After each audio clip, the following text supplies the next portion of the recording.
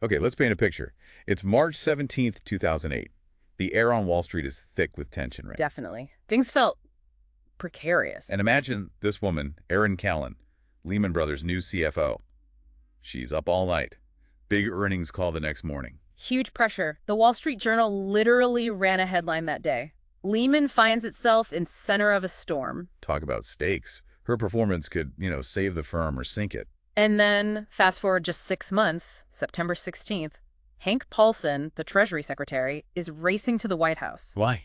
Gee, the insurance giant, it's about to implode. He has to brief President Bush. And Bush's reaction, according to the sources, kind of sums it all up, doesn't it? It really does. As Paulson and Bernanke explain how critical AIG is, Bush just asks, an insurance company does all this, shows how opaque it all was, even at the highest level. Wow, those two moments, just months apart, they really capture the speed and the sheer shock of the 2008 crisis unfolding. Absolutely. And that's what we're diving into today. We've got a whole stack of sources, insider accounts, deep reporting, analysis. That take us right inside the rooms where these monumental decisions were being made about Lehman Brothers and AIG. Exactly. And these aren't just dry accounts. They're full of the personalities, the gambles, the complex finance stuff that was actually driving the chaos. Right. So our mission here is to unpack all that.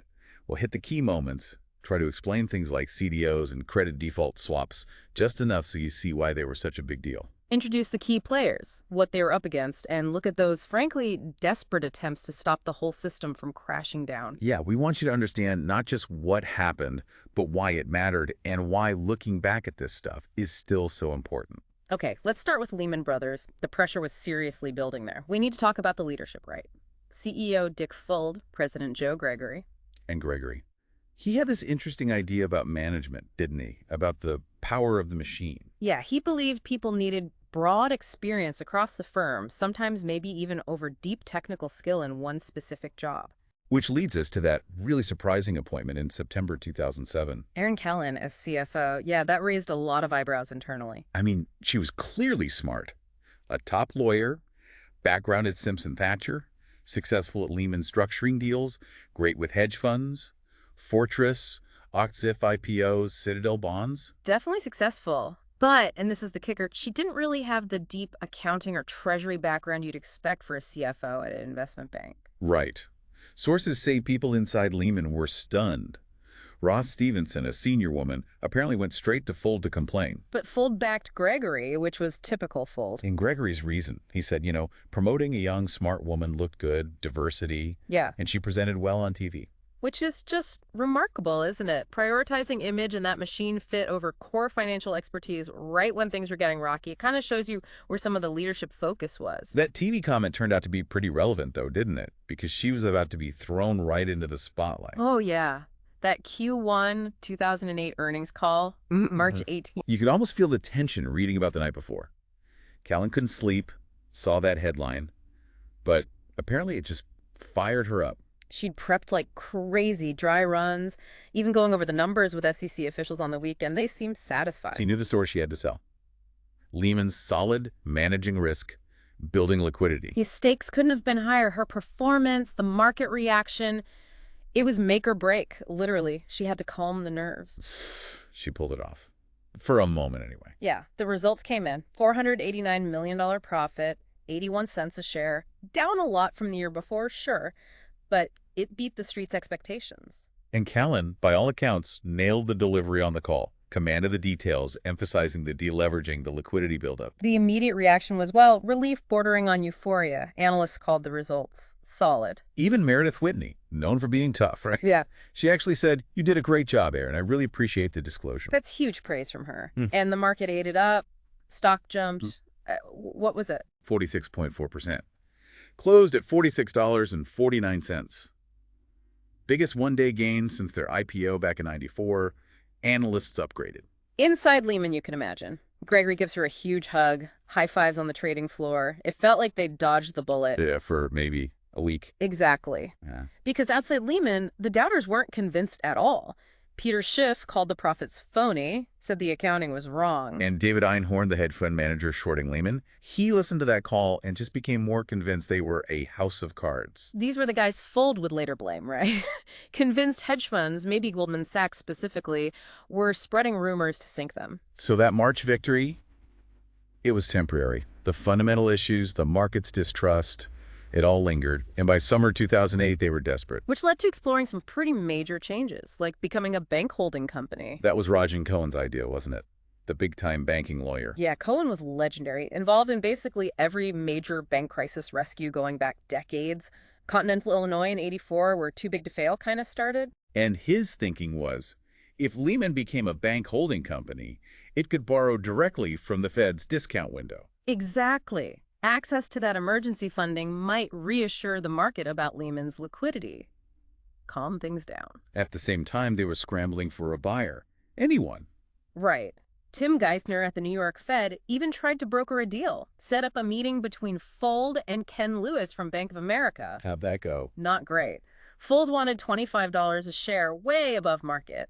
Lewis wasn't interested strategically unless it was dirt cheap, next to nothing, he apparently said. So no deal, though Lewis kept the door slightly open. Then there was that weird meeting with Morgan Stanley at John Mack's house. Bizarre is the word sources use. Fold takes a call from Paulson during the meeting and asks Mack not to poach his staff. What did Morgan Stanley think? They were apparently stunned, called him delusional, thought they were just being played to prop up Lehman's stock. Any other potential saviors? Korean investors were mentioned. Yeah, talks happened. But Paulson was wary of the government getting too visibly involved in brokering a deal, feared it would just make Lehman look weaker. So internally, they came up with this Spinco idea. Good bank, bad bank. Right. Shove all the toxic real estate stuff into a separate company, make the main Lehman business look cleaner, more attractive. But even that got some harsh feedback. Yeah. Steven Schwartzman from Blackstone. He didn't mince words, told Fold it was like cancer, you've got to lop off the bad stuff, ouch. And Treasury's Ken Wilson warned Fold, Oh, yeah. right, if the stock keeps falling, you might have to sell for pennies just to keep something alive. Which is exactly what started happening by September. That stock slide turned into an avalanche. Yeah, the market pressure just became unbearable. The signals were flashing bright red, stock down 45% in one day. And the CDSs, the cost to insure Lehman's debt? Exploded, went through the roof. That means investors were actively betting on bankruptcy, a jump of, 135 basis points in a day to 610? So costing $610,000 a year just to insure $10 million of their bonds? That's a massive vote of no confidence. Huge. Even analysts like Dick Bove, who thought bankruptcy wasn't logical, admitted the speculation was killing the stock. He figured they had to be talking to regulators. Which they were, but it wasn't leading anywhere good. Internally, they were just scrambling for the next earnings report. Bart McDade, the president, under immense stress. And still struggling to value those toxic assets for Spinco. How do you price something nobody wants to buy? They were also hitting up JP Morgan, Citigroup, trying to get credit lines. While Ken Lewis at BOFA was telling Geithner he needed a written Fed guarantee if they were going to touch Lehman. And Geithner's response. Basically, if you don't trust the Fed chairman's word, we've got bigger problems. Tough stance. It apparently got Lewis to send a team, but shows how little trust was left. And Fold.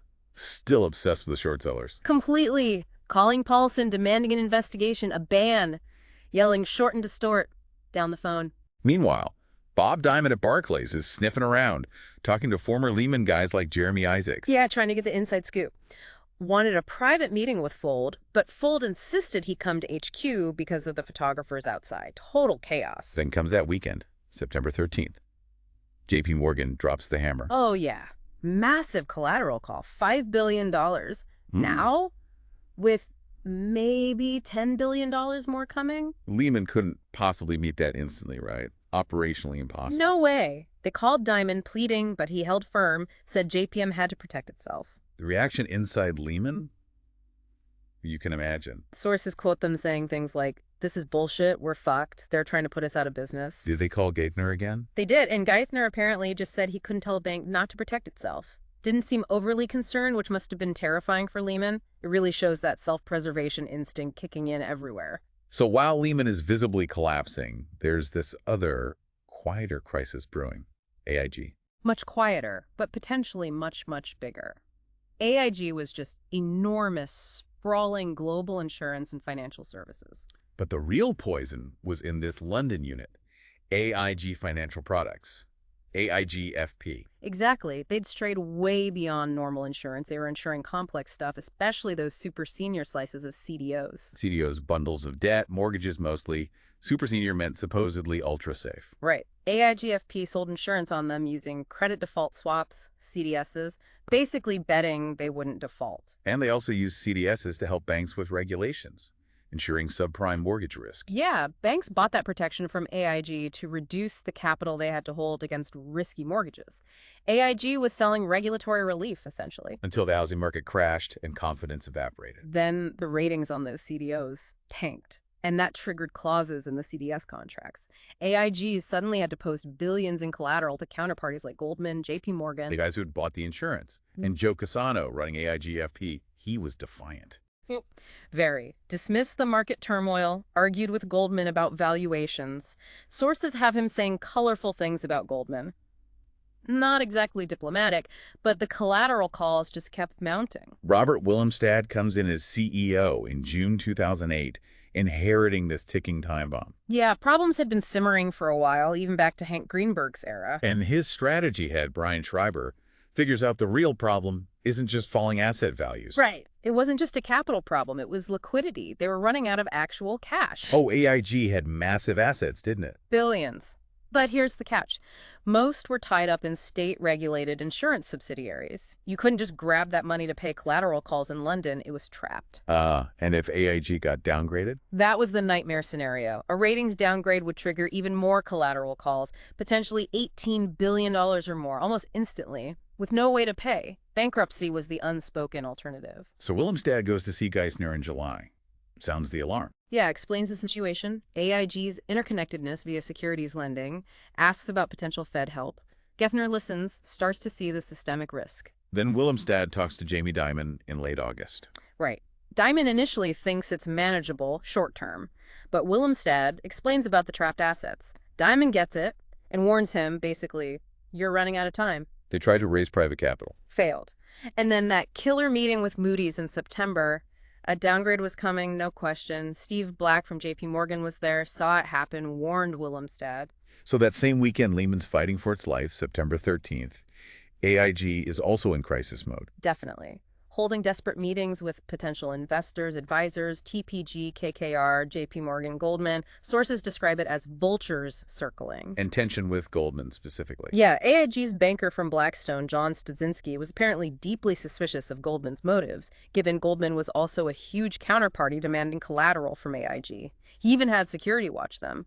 Shows the total breakdown of trust. Okay, so two massive firms on the brink. What's the government doing? Well, just the weekend before, 6th and 7th, Paulson's team had done the Fannie Mae and Freddie Mac takeover, the break the glass plan. They hoped that would calm things down. Yeah, stabilize the mortgage market, prevent wider contagion. But the market didn't really buy it, and politically, Congress hated it. Bailouts weren't popular. Senator Dodd's fool me once. Yes, exactly. That really tied Paulson's hands heading into the Lehman weekend. He was determined not to use taxpayer money for Lehman, wanted a private sector fix. Like the LTCM rescue back in '98. Banks chipping in. That was the model. Paulson thought they needed maybe $33 billion from Wall Street to take Lehman's bad assets off Barclays' hands so Barclays could buy the rest. Other CEOs like Thain and Pandit were pushing for it too. Which brings us to that Sunday meeting at the New York Fed. All the big bank CEOs summoned. Yeah, groggy, weekend interrupted. Dimon shows up in jeans. Geithner's team lays out the Barclays proposal. Barclays buys Lehman, but only if you guys fund the bad stuff. And Dimon basically channels the original JP Morgan. Asks who's willing to pony up. He did. How many of you would kick in $1 billion to stop Lehman from going down? Puts it right on the line. Off the mood. Tense. Blankfein from Goldman worried about the reputation risk of throwing good money after bad. Mac from Morgan Stanley asking why Lehman and not Merrill Lynch, which was also shaky. But Dimon brought it back to their own survival, right? With that rolling your paper comment. Absolutely. He hit them where it hurt. How many hours before Fidelity won't roll your paper? Explain rolling paper again. It's about commercial paper, short-term debt banks constantly issue to fund themselves day to day. Money market funds like Fidelity buy it. If Lehman collapses and sparks panic, those funds stop buying everyone's paper. Funding dries up instantly. Game over. So it wasn't just about Lehman, it was about preventing a total system meltdown. Exactly. Pure self-interest for all of them, but even so. They couldn't agree or get government backing. Nope. Hours of talks, trying to get Paulson or the Fed to bridge the funding gap for the bad assets. But politically, after Fannie Freddie, a government backstop for Lehman was impossible. The private sector couldn't or wouldn't cover the whole thing. And so, Monday morning, September 15th. Lehman Brothers files for Chapter 11 bankruptcy, the biggest in U.S. history. Paulson tells Bush the Lehman fallout should be manageable, Mm-hmm. but then drops the AIG bomb. Yeah, AIG could be a problem. Understatement of the century. Because AIG went from problem to catastrophe almost overnight, didn't it? Monday, Tuesday. Terrifyingly fast. By Tuesday afternoon, Studzinski at AIG is warning they're minutes from running out of cash. Then Geithner calls Willemstad. The Fed will offer a loan, $14 billion short term. They need collateral. Now, physical collateral. Which leads to that incredible scene, searching old filing cabinets for actual paper stock certificates, billions of dollars worth. And an assistant, Kathleen Shannon, literally carrying stacks of share certificates worth billions across the street under armed guard. You can't make it up. A high-tech financial system reduced to paper and armed guards says so much. While that's happening, Paulson and Bernanke are briefing Bush on the real AIG bailout plan. Right. Bernanke explains AIG isn't just some abstract financial firm. It's life insurance, retirement annuities, surety bonds for roads and bridges, things affecting regular people. Which leads to Bush's famous, bewildered question. An insurance company does all this. Meanwhile, the Fed faxes the official terms to AIG, an $85 billion credit line. Huge. But the price? Steep. Government takes nearly 80% ownership via warrants. Shareholders basically wiped out. That was Paulson's approach. Taxpayers step in, shareholders pay the price. The interest rate was also brutal, over 11%. Usurious, some called it. And then the phone call. Geithner and Paulson with the AIG board. Yeah. Geithner says the terms are final, take it or leave it. This is the only proposal you're going to get, non-negotiable. And then Paulson drops another bomb. Interrupts and tells Willemstad he's fired, effective immediately, replaced by Ed Liddy. Exactly. Nobody on the call knew him. Who the hell is Ed Liddy? Someone reportedly asked. Just unbelievable. So Willemstad has to go into his emergency board meeting, present the deal, and announce he's been sacked and replaced by a stranger. Imagine that meeting. Two choices. Bankruptcy tomorrow, or this incredibly harsh government deal that fires their CEO. Board members stunned by Liddy's name. Must have been an agonizing debate about fiduciary duty versus survival. For sure. Risk bankruptcy, hoping for better terms later. Or take the lifeline, however painful. In the end, they voted yes. Almost unanimously. No real choice. One last desperate call to Geithner. Any room to negotiate? No. Can we replace the Fed loan later? Yeah. Geithner. Nobody would be happier. And the deal was done. Congress went ballistic, right? After letting Lehman fail. Oh, yeah. Barney Frank grilling Bernanke. Do you have $80 billion? Bernanke's calm reply, well, we have $800 billion. Just showed the scale of what the Fed was prepared to do. And even after the bailout, the problems weren't over. Geithner needed Wall Street's help again. The very next day, asking J.P. Morgan and Goldman to help raise more capital for AIG. JPM balked, pointing out Goldman's massive conflict of interest, being owed so much by AIG. Just messy. And the crisis kept spreading. Wachovia under pressure. Yeah, Morgan Stanley tried to buy them, but it was clumsy. Their CFO, Colm Kelleher, called Wachovia's assets a shit sandwich. Great quote. And they suspected Wachovia was talking to Goldman, too. Paranoia everywhere. Goldman itself was thinking of becoming a bank holding company. Fortress Goldman. Definitely. Blankfein and Geithner discussed it. Goldman saw that status as crucial for confidence, the very thing Lehman lacked and desperately needed. It all just underscores that interconnectedness, doesn't it? J.P. Morgan hitting Lehman with collateral calls, then Merrill Lynch getting hit by J.P. Morgan for $10 billion intraday. Exactly. Peter Krause at Merrill told Gary Cohn at Goldman about that. It shows how trust evaporated instantly. Liquidity wasn't just tight, it could completely vanish in hours, even between the biggest players, purely based on fear and confidence. So looking back through all these sources, we've seen Lehman's walk the tightrope and fall, AIG's sudden plunge into government hands, the personal stories, the complex ideals, the frantic decisions. And some clear themes emerge, right? The danger of complex finance, nobody fully understood. The absolute power of market confidence or the lack of it, that constant tension, intervene or let them fail. And just how tightly wound the whole system was.